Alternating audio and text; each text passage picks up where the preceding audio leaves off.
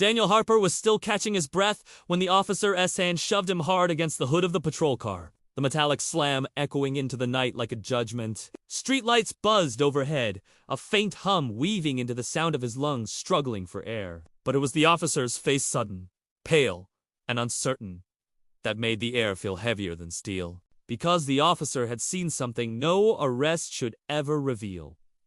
A phone slipping from Daniel's jacket pocket, its screen glowing, not with his messages, not with his calls, but with the private log of the President of the United States. Every number, every timestamp, every forbidden conversation aims that didn't he belong in the hands of someone no one had ever heard of before tonight. And for a moment too long, the cop's hand froze in midair, unsure if he was holding down a criminal or pinning a secret no one in this city was supposed to uncover. You're not supposed to be here right now.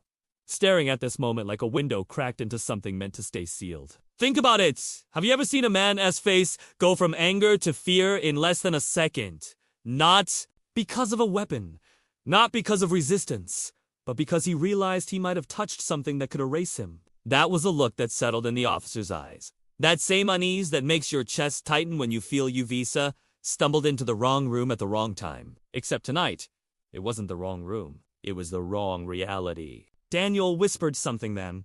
Words that were swallowed by the static hum of the radio clipped to the officer's shoulder. The patrolman blinked, trying to decide if he had heard it or imagined it. Because it didn't sound like English, it didn't even sound like sound. It was a tone, low and resonant, vibrating in the bones, almost like a frequency. And as quickly as it came, Daniel's lips closed. Silence returned.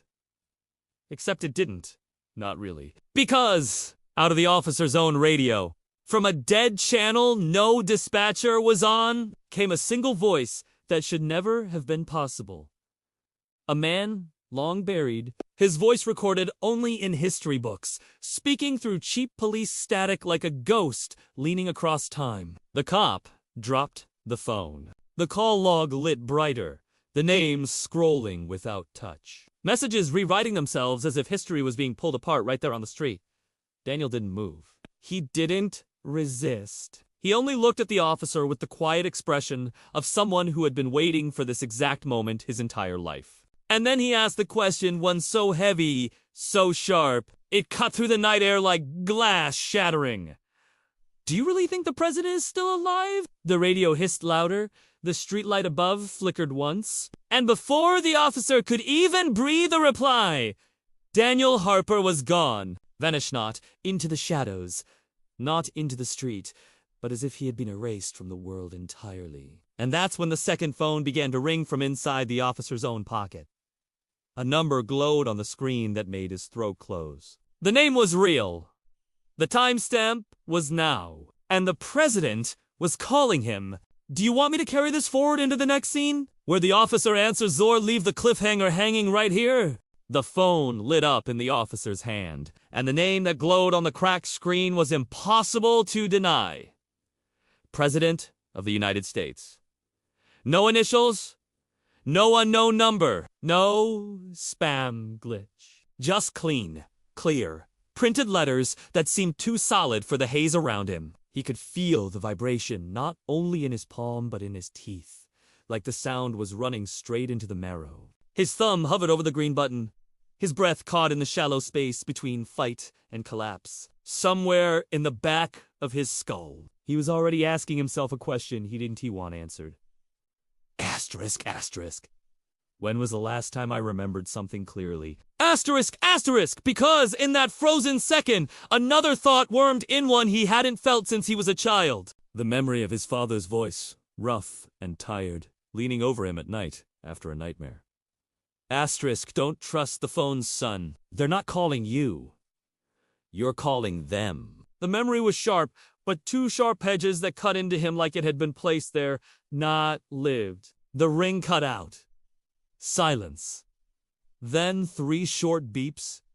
A voicemail. He unlocked the screen with trembling fingers, and the phone resisted. It lagged, flickered, stuttered between menus, as if something else was scrolling faster than he could. When the voicemail finally opened, he pressed play. And for half a second it was just static then. The sound sharpened, collapsing into a single line, a single voice. recorded in a tone he hadn't heard since high school. His own. "I told you not to come back here." The words were his. No doubt. But he hadn't spoken them. He hadn't recorded anything. Yet his throat tightened, because some distant part of him knew he had. Maybe not tonight. Maybe not in this life. But it was him. The air grew heavier, like the street itself had bent closer. He glanced down, and the patrol car, who'd was empty. Daniel Harper's phone. The call log. All of it, just the faint heat of where a body had been pressed minutes ago. And then came the headlights. Another car, pulling up slow. An unmarked sedan. Windows too dark. The kind of car that doesn't belong at 2 in the morning on a dead-end street. He reached for his radio, but the plastic device was dead in his hand. The red light gone. The battery missing. The sedan door clicked open, and a man stepped out. Ordinary build, ordinary jacket, face you wouldn't remember, even if you tried. He didn't move fast, didn't threaten, just stood there, watching him with the patience of someone who had already read the next 10 pages of this moment. "You heard it, didn't you?" the man said. Voice low, almost kind. The officer couldn't speak. His mouth was dry, his tongue foreign in his own mouth. "You don't have to answer," the stranger went on. "They always hear it first, through themselves. That's how you know it's real." The words made no sense, but the rhythm of them did. Familiar, in the worst way, like overhearing a lullaby. You swear your mother never sang. And the man smiled faintly, not cruel, just knowing. That's what made it worse. The officer forced his voice out, cracking. "Who the hell are you?" "Doesn't matter," the man said. "Tomorrow, you won't even remember seeing me. You'll remember pulling over a kid. Maybe a noise on the radio, and then nothing. They'll stitch your memory clean, just like they did last time." The words burrowed deep, hitting something raw, and suddenly fragments flashed inside him. Another street, another year, a different young man pinned to a car hood, whispering the same tone, the same impossible sound. His chest seized. Was this déjà vu or a loop he had been walking through his whole life without knowing? But then came the fracture small, almost invisible. The man's shadow didn't match his body. The headlights stretched one way, but the silhouette on the pavement leaned the opposite. The officer blinked hard, rubbed his eyes, but the wrongness remained. The stranger didn't seem to notice, or maybe he did, and that was part of it. "You don't have to believe me," the man said softly. "In fact, they prefer it if you don't. Denial is cleaner. But one day when you hear your own voice again, you'll know." And then, like it was nothing, he turned back toward the sedan. The officer's hand shot out, gripping the man's arm. Warm flesh. Real. But the instant his fingers closed, the air filled with that same radio hiss, deep and bone-shaking, like the static wasn't sound but memory erasing itself. He let go, stumbled back, and the man slipped inside the car. The door shut. No engine noise! No tire movement. Just gone. The street empty again, as if no car had ever been there. He stood alone, shaking, unsure what was worse. What he had seen, or that maybe he hadn't seen it at all. By the time he drove back to the precinct, the world felt wrong in ways too small to explain. The clock on his dash flickered between 2:14 and 3:07. The stoplight at Main and 5th stayed red for 6 minutes without another car in sight. And when he finally walked into the station, no one looked up. No one asked where he'd been. He sat at his desk, staring at the paperwork waiting for him, and noticed the handwriting. His own! A report already filled out, already signed, already time-stamped tonight's date. The description was neat. Clinical, * traffic stop. Suspect released, no incident. Asterisk. But under his signature, scrawled faintly in pen, not his own, were 5 words that chilled him deeper than anything else. "You told me not to." He shoved the report into his drawer, heart hammering, and that's when the desk phone rang. Loud, old-fashioned bell ring, sharp enough to shake his bones. He lifted the receiver with a trembling hand. Silence, at first. Then a voice, low, careful, like someone leaning too close to his ear. You don't remember me, do you? The line cracked, hissed, cut out. And just before the dial tone swallowed everything, he swore he heard laughter his own, recorded, but not from tonight. Not from any night he could recall. The phone went dead, and that S, when he realized there was a tape recorder sitting on the corner of his desk, red light blinking, he didn't remember putting it there. He didn't remember pressing record. But it was still running, and on the tape beneath the hum of the room. Beneath the breath he recognized as his own another voice whispered softly, "Don't look for me again." The voice of Daniel Harper. But Daniel Harper had never existed in any database. He checked. No arrest record, no driver's license, no birth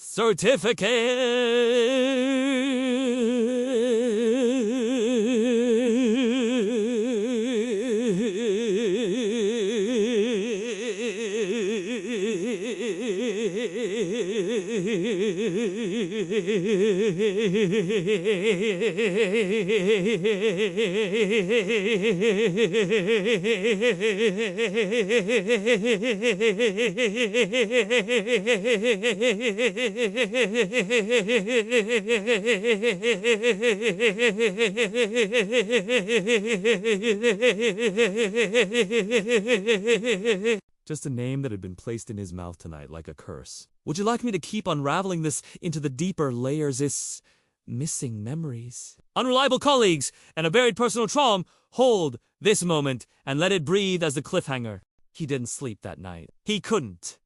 The station emptied out as the morning shift rolled in, but he sat there at his desk like a man pinned under invisible weight, replaying the tape over and over until his ears burned with the shape of a whisper that didn't he belong to this world. Each time, Daniel Harper's voice came through the recorder softer, as if receding, but the last word again always rang clear, like it was meant for him alone. He tried to tell himself it was a trick of the mind, a stress reaction, maybe even a prank played by someone who knew he was breaking down. And when the sun cracked open the sky outside, he told himself the only way forward was to document every times. Places like an officer was supposed to rational steps.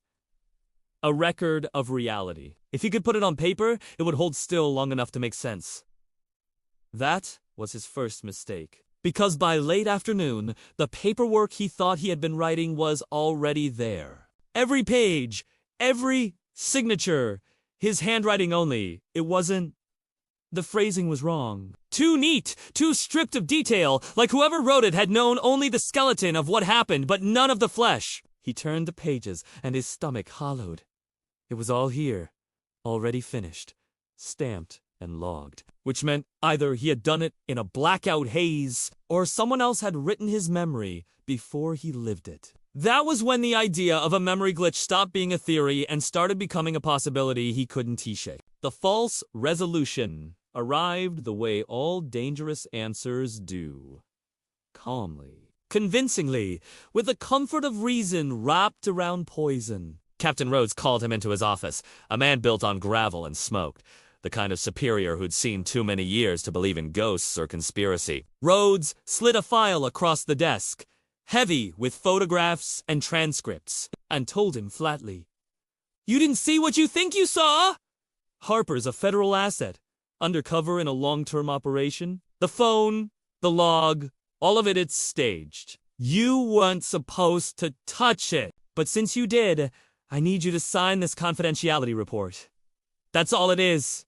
Relief punched through him first. An undercover OP. A staged phone.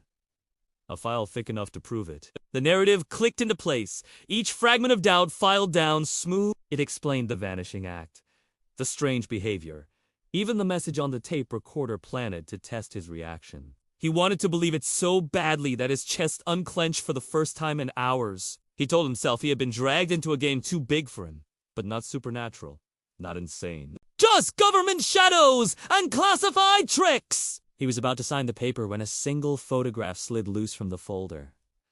It was old, yellowed at the corners. A black and white still of a traffic stop dated 1989. Different street, different year, different officer. But to suspect the boy pinned against the hood was Daniel Harper. Same face, same eyes, Same faint half-smile that looked like it knew the ending already. The pen fell from his hand. Rhodes didn't flinch. He just lit another cigarette and said, "That part you weren't supposed to see." Something cracked in him then. He reached for the photo, needing to hold it, to prove to himself that it was just a look-alike, a mistake in the archive. But when his fingers brushed the paper, his vision pulled sideways. Not like déjà vu. Not like memory. More like falling into a hole in time. He was there. The sound of cicadas droned heavy in the summer air, and his younger body stood in a child's frame at the edge of the road, watching his father in uniform press a boy against a car. The boy's mouth moved in silence, but even across decades, he recognized the low hum, the unnatural frequency. His father turned his head, looked straight at him, straight through him, and for an instant, their eyes locked across time. He wanted to scream, to run, but the air wouldn't let him, and just before the memory spat him back into Rhodes's office, he heard his father's voice again. Sharp and certain. Asterisk. Don't trust the phones, son. They're not calling you. You calling them? Asterisk, he jolted, chest heaving, palms wet, the photo trembling in his grip. Rhodes only watched, eyes narrowed, as if measuring how much he remembered. That was the moment he understood this wasn't about an undercover op. This wasn't about the president's log or even Daniel Harper. It was about the way his own life had been threaded into something older, darker, a hidden truth passed through generations like a curse. And then came the smallest detail, the detail that derailed the false resolution completely. The photo he clutched, the one dated 1989, it was signed on the back. Not the officer's name. Not an evidence tag. His name in his handwriting. The same slant. The same impatient pressure. His name, written 30 years before he had ever been born. He wanted to vomit. The room swam. Rhodes's voice cut through like a knife dragged slow across glass.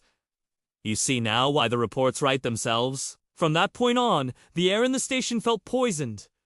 Every clock ticked at slightly different speeds. Every reflection in the glass seemed a fraction late, like reality was lagging behind him. He couldn't look at his colleagues without wondering which of them were part of it and which were trapped like him. And Rhodes wasn't watching him as a superior anymore. He was watching him like a caretaker watches a patient, waiting for the break. The disturbing echo from the past only grew louder when he went home that night. His mother's house sat empty, untouched since she passed 2 years ago, but the old answering machine still blinked red in the corner of the kitchen. He pressed play. The voice that came through wasn't hers. It wasn't anyone's he knew. It was his own, younger, shaking, whispering words he had no memory of recording. Asterisk, they've been watching since the beginning. Don't forget the car. Don't forget the boy! Asterisk, every part of him wanted to smash the machine, to erase the evidence, but he couldn't. Because some hollow part of him already knew the boy in that message wasn't Daniel Harper. It was him. A younger him. A self he wasn't supposed to remember. From that night forward, the danger no longer felt external. It wasn't just a man in a sedan or a file stamped confidential. It was something deeper, a force that seemed to bend time and memory around him, pressing against his life like a hand on glass, smudging out the edges. It didn't show itself directly. It didn't need to. It worked in flickers, in gaps, in the wrongness of voices you trusted turning strange. He lay awake in his old childhood room, staring at the cracks in the ceiling, and realized with growing dread that he could feel it watching. Not like an intruder. Not like surveillance. More intimate than that? More invasive? Like the way a thought watches you before you're even aware you've had it? It was in the rhythm of his breath, the weight of his eyelids, the throb of his pulse in his ears. He couldn't name it, couldn't see it, but he knew with raw certainty it had been there all along. By the time dawn crept in, something in him broke. He told himself he would end it. Find Daniel Harper! Find the truth! Put this nightmare to bed! He dressed with shaky hands, strapped on his badge, loaded his gun, convinced that confrontation would give him back his life. The decision felt final, clear. But clarity is a trap. Because when he walked back to his patrol car and slid behind the wheel, the dash clock read to 14 a.m., the same time it had read 2 nights ago, the same time it had frozen before. And in the passenger seat, waiting as if he had always been there, sat DanielHarper.com/patient, watching him with the same half smile from the photograph, the same eyes that had followed him through memory, through tape, through every fracture of his life. "You really think you've caught up?" Harper said softly. "But you haven't. You've only circled back." The officer's chest clenched, throat dry, a scream caught in his ribs. Because in Harper's lap, resting casually like it belonged there, was the same photo he had found in Rhodes's office. Only now, the date scrawled at the bottom wasn't 1989. It was next week. And beneath it, written in the same handwriting he had tried to deny, were the words that forced every moment of this story to be re-examined, relived. Asterisk, asterisk, stop looking for me! You won't survive it this time. Asterisk, asterisk. Would you like me to continue this into the 4th chapter where the force begins to bleed into the audience? Perception, making them doubt their own memories, or keep this as a turning point before the next descent. It began with the symbols, small enough to be overlooked, but insistent enough to return once you recognized them. The officer first noticed them carved into the side of a bathroom stall at the precinct, a crude spiral. 3 lines breaking through its center, like a clock wound backwards. He told himself it was graffiti kids, mocking the system. But that night, when he drove home, the same spiral flickered on the electronic billboard at the edge of the highway, tucked between an ad for cigarettes and a church revival.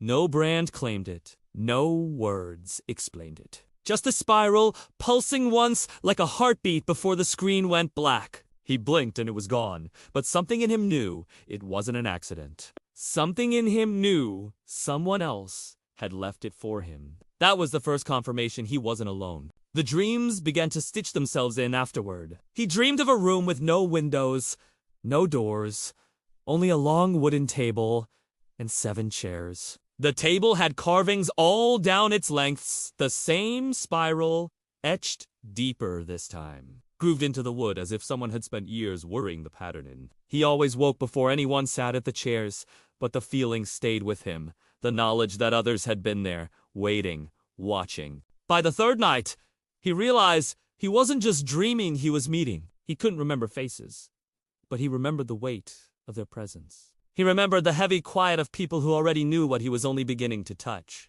The proof came on a Wednesday afternoon. He was back at the precinct, shuffling through reports that meant nothing anymore, when a folded piece of paper slid under his desk. No one had been near enough to leave it. No footsteps approached. He opened it with fingers shaking, and in sharp, hurried writing, someone had scrawled, "Asterisk, you were right all along. We've been waiting for you to see it. Look for the footage." He spent that night chasing the words, combing through files that should have been long deleted. That was when he found it. An unmarked VHS tape shoved in the back of an evidence drawer labeled miscellaneous. He drove home with it burning a hole in his coat, set it into an old player, and watched static roll until an image snapped into place. The grain was thick, sound warbled, but the timestamp read 2003. Found footage from 20 years ago, shot on a handheld camcorder, the kind of thing no one cataloged anymore. The screen showed a boy standing on a roadside, his back to the camera. The boy turned. It was him, his younger self, 10 years old, mouth opening in panic before sound cut out. Behind him, on the hood of a car, another boy was pinned. Daniel Harper, same face, same clothes, same half smile. He pressed pause, his throat collapsing under the weight of it. This wasn't evidence, wasn't staged. It was memory caught on film. And the angle shaky, hesitant. Someone had been there, documented. Someone else had been watching this story unfold long before he knew it had begun. By now, he understood that there were others. They didn't speak openly, but they left traces symbols scratched into lampposts, phrases scrawled on bathroom walls, static interruptions on the police scanner that didn't match any frequency. He tuned in late one night and heard a voice pressed between stations, faint but deliberate. "Asterisk, they lied to you!" Check the mirror. "We see you too!" Asterisk when he stumbled to the bathroom and flicked on the light. The mirror wasn't cracked or It was clean, ordinary, but across the surface, fog bloomed in the shape of a handprint, too large to be his own. The dread that followed wasn't just fear of being, it was the certainty of being part of something larger than himself, something stitched into his identity before he could form memories. The thought gnawed at him. What if he wasn't the main target at all? What if he was just another piece in a system designed to test how far memory could bend before it broke? That was when the third perspective entered. A voice on a cassette tape mailed without a return address, postmarked 3 towns over. He pressed play, and a woman's voice filled the room, calm but urgent. The voice of someone who had been holding on to the truth for too long. If you're hearing this, you've already seen too much. I tried to warn your father, but he wouldn't listen. They erase differently now. Not clean, not permanent. Just enough so you doubt yourself! That's the trick. They don't need you to forget everything. They just need you to stop trusting what you remember. There are more of us. We meet in the dream, in the static. Don't talk about it in daylight. They track sound. Watch for the spiral. When you see it, you'll know one of us has been there. Her voice cracked once, then steadied. You were right, all along. This is not about him. It's about you. The tape clicked off. No name. No instructions. Just silence. And with that silence came a heavier realization. The Watchers weren't new. They had always been there, circling, weaving themselves through his life in symbols, in messages, in fractures of memory. The fear wasn't that he was alone in this. The fear was that he was part of a network so vast and so buried that every step he took was already measured against it. Every move predicted, every doubt fed into the system. He started seeing the spiral everywhere on the back of dollar bills, in the dirt of a playground, even etched faintly into the condensation of his windshield at dawn. Each time, his chest locked tighter, because it wasn't random anymore. It was communication. And the more he saw, the more the edges of his identity fray. He caught himself speaking to people he didn't recognize, holding conversations that blurred into dreams. He found scraps of his own handwriting tucked into books he didn't remember reading, notes that made sense in tone but not in meaning. Asterisk Dante answered the third ring. Don't sit in the 7th chair. They're already inside you.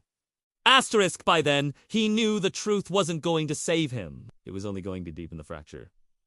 Until there was nothing left to recognize. He could feel the force moving closer, not in footsteps, not in threats, but in the quiet certainty that every thought he had was being monitored, cataloged, rearranged. The open question wasn't whether he would survive it. The question was whether survival meant anything if he wasn't himself anymore. And just as that thought coiled itself into him, the phone rang. 3 times. He froze, pulse loud enough to drown the air. The message had been clear. Don't answer the 3rd ring. But on the 4th ring, against everything in him, he picked up. There was no voice. No static. Just the hollow sound of his own breathing played back to him in perfect sync. And then, layered beneath it, the faint, unmistakable whisper of dozens of others breathing with him like a chorus, like an audience, like every unseen watcher who had been part of this from the beginning. Would you like me to escalate the next chapter into the Watcher's perspective where the audience themselves begin to feel implicated? Or keep the story tethered to the officer's unraveling point of view? The phone still pressed against his ear. The officer sat in the dark, with the sound of dozens of strangers breathing alongside him, a ghostly chorus echoing his own rhythm. For the first time, he wasn't terrified of the sound. It was the silence underneath that cut him open. He had spent nights chasing static, running from shadows, desperate to uncover who was doing this and how it could be stopped.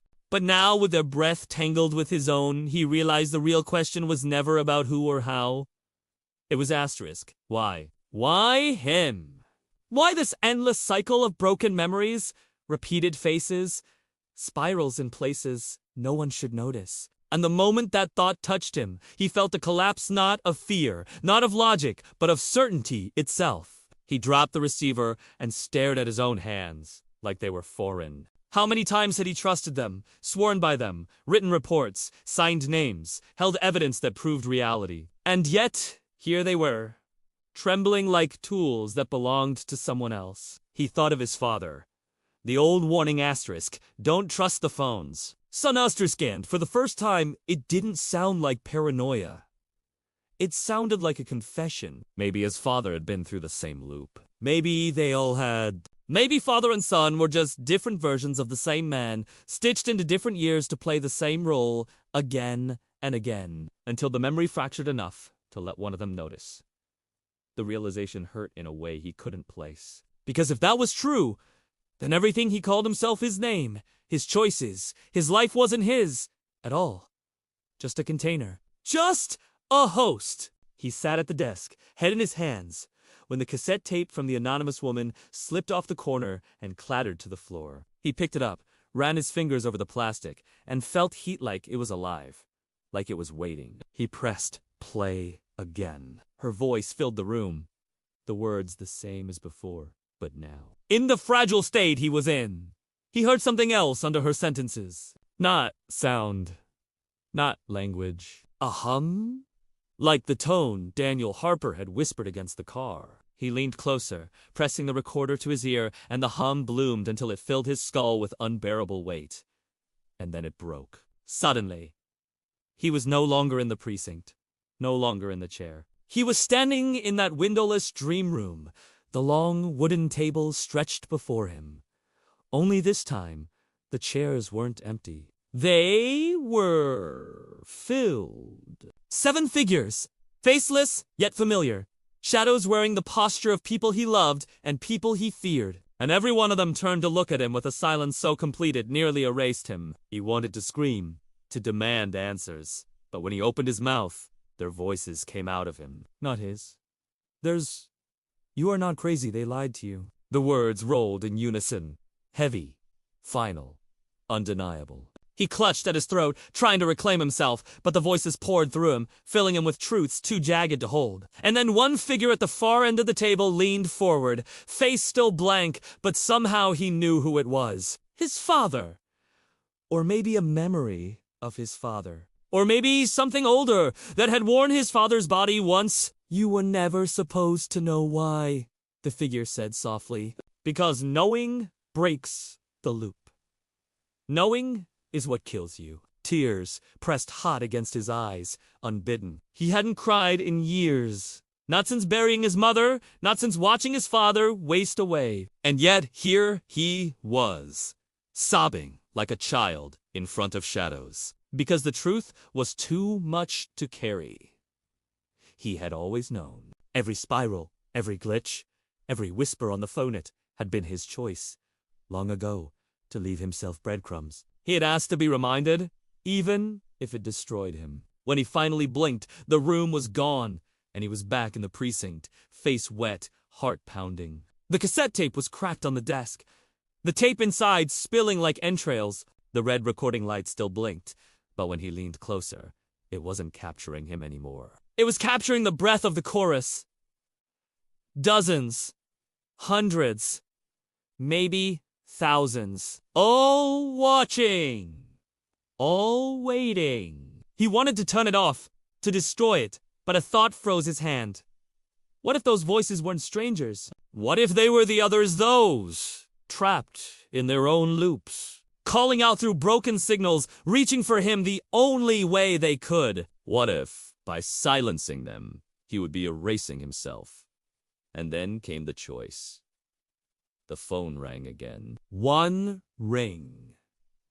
2 rings. His pulse thrashed in his temples. If he picked it up, maybe he'd finally hear the full truth. Maybe he'd connect with the Watchers. Maybe he'd step fully into whatever force had been threading his life from the beginning. But if he didn't, if he let it go, maybe he could live as himself a little longer. Ignorant, half asleep, but free from the weight of knowing. The 3rd ring cut through him, and with it came the confession he had never spoken aloud, even to himself. He whispered it into the empty room, voice shaking.